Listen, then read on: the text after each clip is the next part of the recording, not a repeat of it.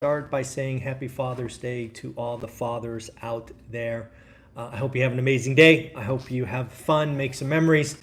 And don't forget, keep being an awesome dad. That is what it is all about on Father's Day. Folks, we got to talk about something I honestly never thought I would mention. We have to talk about Tom Brady. I am not a Tom Brady fan.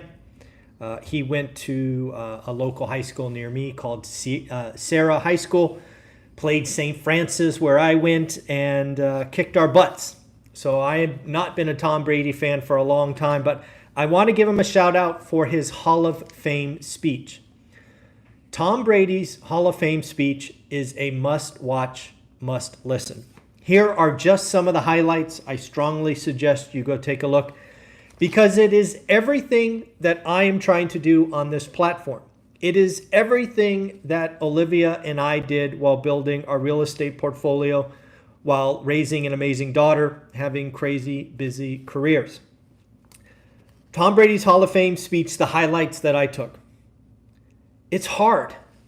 You have to do hard things. Life is hard, no matter who you are. There is nothing special about Tom Brady. He simply got up, worked harder than his friends. When his friends were sleeping in, he was working. When his friends were enjoying summer break, he was doing two-a-days. If you want to do something great, you simply need to be consistent and determined. There are no shortcuts. Folks, I keep telling you about a buy box, about focus, about daily discipline, about growing your network of amazing individuals. It is that simple. But because it is that simple and it takes sacrifice, consistency, and determination, most of you, not my audience, but most of the world simply won't do it. They want the easy button. They want six-pack abs in 6 seconds. They want to be millionaires but spend, like crazy. They don't want, it is that simple. You simply have to do what others won't. So again, if you haven't listened to Tom Brady's Hall of Fame speech, I will give you high encouragement to do it. I am not a Brady fan, not a Patriot fan. In fact, I rooted against them in nearly every game that they played. But that was a pretty good Hall of Fame speech, so I highly recommend it. Let's talk about next week. We got some important economic data coming out. Again, we are looking at a world who just had great inflation prints. We went 8 for 8. We had CPI, PPI, month on month, year on year. All 8 of those metrics come in lower than expected. We did get a spike in unemployment, weekly unemployment claims to a 10-month high. So again, higher unemployment, lower inflation. Could we get closer to a Fed pivot or not? We shall see. More news next week. On Monday, we get Empire State Manufacturing. This is a number that we have to pay attention to. It has been below 50 for several months. Again, is it getting worse? Have we found the bottom? Are we turning around? We also will start to get Fed speeches. Again, they were in a blackout period until they had their meeting. They will now be front and center. There are 2, 7, 9, I count 11 Fed speeches next week. All of them could be market moving. All of them will be interesting. I will be basically eagerly expecting any hints about no cuts in 24, any talk about a softening labor market, and of course, Jerome Powell's surprise admission that the employment numbers could be exaggerated. How about that comment Wednesday? Woo! I think he actually used the word overstated. I would call exaggerated equally the same way. But on Monday, again, Empire State. Tuesday, I think Tuesday is a big deal, retail sales. We are a consumer-based economy. If we truly have unemployment rising, do we have a consumer that is scared and pulling back? We have heard about large discretionary being pulled back, but yet we hear about experiences and cruises and things like that. What is going on in retail sales? Again, Tuesday we have 5 Fed speeches, 5 of the 11 on Tuesday. Wednesday we get home builder confidence. What's going on with the home builders? I am hoping to hear more and more about building smaller homes. Again, this is something I called very early on with Lance Lambert from Resi Club. that I think we're going to see a 3 to 5% drop in the average home size. Again, that is significant. Will be the largest on record going back decades because historically we just build bigger homes. Hopefully we have reversed that trend, given affordability, given rates. Let's go smaller. And then on Thursday, we will get weekly claims. Weekly claims is important. Last week, 242,000, 10-month high. Is it a blip or is it a trend or is it getting worse? We will also get housing starts. And then on Friday, we will get existing home sales and leading economic indicators, what is going on around the country. So lots and lots of stuff going. Let's talk about the housing market. The housing market is behaving exactly like you and I want. The housing market is slowing down. I got these numbers. Let's see, where'd they come from? I don't remember where they came from. I know they came off Twitter. Competition for the housing market is cooling. We have more listings, higher days on market, given tough affordability. But here are some numbers. 62%, basically 2/3 of homes have been on the market greater than 30 days. It has been a long time since we had roughly 2/3 of homes on the market greater than 30 days. Not to be outdone. 40%, 4 in 10, 4 in 10 of homes, 2 out of 5 homes have been on the market 60 days. Folks, let me be very clear. If you have a home, if you have a property in your buy box and it has been on the market for 60 days, I give you permission right here, right now, to write a disrespectful offer. To that end, I want to congratulate someone. So folks, if you've been on my channel for any length of times, you know we have 3 cards. You actually may know we have 2, but we do have 3. We have 1, the golden ticket.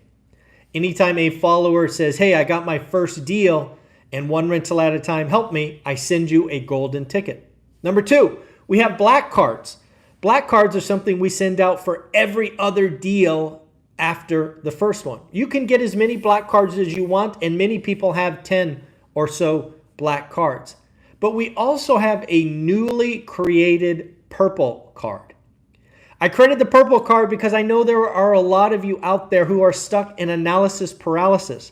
The market has been going so fast, you couldn't make a move. Well, you know what, folks? I want to congratulate John. John just wrote up his very first offer on a small multifamily property. I think it was a duplex, but it might have been a triplex. I forget. Sorry, John, if you're watching. But nonetheless, John wrote his first offer. Again, he didn't get it. That's not the point of a purple card. The purple card is not you got a deal. The purple card is you got off the sidelines. You finally decided you've done enough work. You know what a great deal is, and you wrote an offer. You probably wrote it below asking. You probably got told no, but you know what? You didn't die. You didn't die. So you can do it again. Now, in John's case, we have been communicating because he is in our school community. I've told John privately in a direct message, congratulations. Now follow up once a week. Just because it went pending with someone else doesn't mean it closes. Folks, in a slowing market, I want you to hear this. I want you to feel this. You are going to get your best deals very likely when you are not the highest bidder and you simply follow up.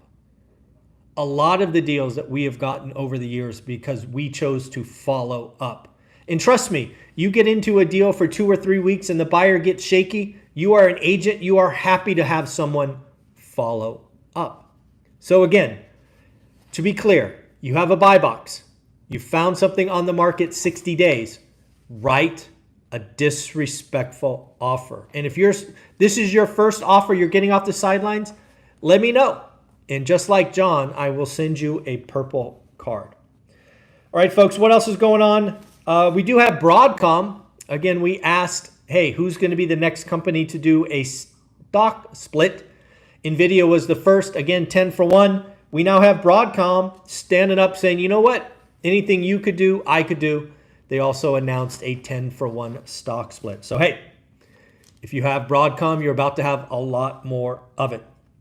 Ivy Zelman Ivy Zelman is out talking about rent. She's talking about rent reaccelerating. Yes, folks, hard to believe. I don't know that I believe it, but hey, Ivy Zelman certainly has a preview across the country that I don't have. She's actually saying that multifamily, aka apartments, is reaccelerating while single family homes are firming. It's actually kind of the reverse of what I'm seeing, but hey, I only know one market and Ivy has access across the country. So we do got to talk about this mythical soft landing. I think every time the Fed goes into a cycle, a tightening to loosening cycle, there's always talk of a soft landing that actually goes hard. That is actually my prediction. If you've been following me for a month or so, you know that I believe the first rate cut will be in November, and the first rate cut will be 50 basis points. Because again, I think the Fed will be late, and they will need to be cutting in a bigger fashion. So again, first rate cut November, and it will be by 50 basis points because they are late. Fed Mester is encouraged by the inflation, but wants a couple of more months. Why is that important? Because, folks, before the election, we have two more Fed meetings. We have July and September. I know there's a lot of talk about September. It is my belief that the Fed does not want to appear as political allies to either party. So they will hold post-election, hence making November, I think it's like November 7th or whatnot, the first cut, but we shall see. Looks like the 10-year note is falling. Again, we've got some encouraging numbers. We will see what happens next week. My question for you is, mortgage rates are already below 7%. I think they came in at the end of Friday at 6.98, just below 7. When do we see below 6.9? Because, folks, I don't know if you remember, but remember the spread. Historically speaking, the 10-year and the 30-year mortgage spread is about 180 basis points. Even as of Friday, the spread is roughly 270 basis points. So all it's going to take is for lending institutions to realize the next move is down and that down is coming soon. You will see margin compression. So if September becomes the belief, could we see mortgage rates move early? Again, folks, hopefully you've been watching the channel for a while. You know that mortgage rates move faster and earlier than any Fed rate decision. So we will be looking out for this, folks. And at the end of the day, folks, it is time. It is time for you to join the One Rental at a Time school community. We are constantly adding more stuff to the calendar. We are adding more courses for you for free. Something that I want to see happen. I would love to see in the school community, so if you are in school and you are an active participant, I would love to see weekly accountability calls. Now, Frank has reached out to me, and a follower and school member, and says, I want to do one monthly. You know what, folks? I would love to see you guys in school organize and have 4 people perhaps sign up to be kind of like moderators or weekly check-ins. Again, this is something that doesn't have to be led by me. It doesn't have to be led by the millionaires. Our school community is set up to support people doing the work. We all speak the same language: buy box, daily discipline, focus. We all talk about rentals and wins and losses and struggle. If you are a school member and you would perhaps like to be an accountability leader, please reach out to me in school. I would love to hear from you. Trust me, if you are new to the game, you need to be in accountability groups. You need to join school today.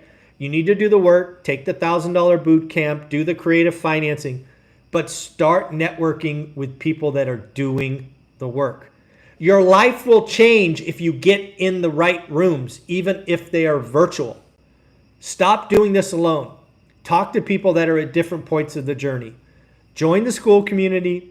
Do the work, introduce yourself, network, and most importantly here, if you would like to lead one of these accountability calls, which I hope are weekly, maybe like Monday at 5 or, Friday at 5, whatever you guys decide to do, I would love to see weekly accountability calls. You can record them or not. It won't matter. But let's Let's move together confidently. Let's take advantage of this great opportunity that's in front of us. And let's just keep having fun and supporting each other. I hope to see you in the school community. One more time, happy Father's Day, happy Father's Day, happy Father's Day. Take care. Later.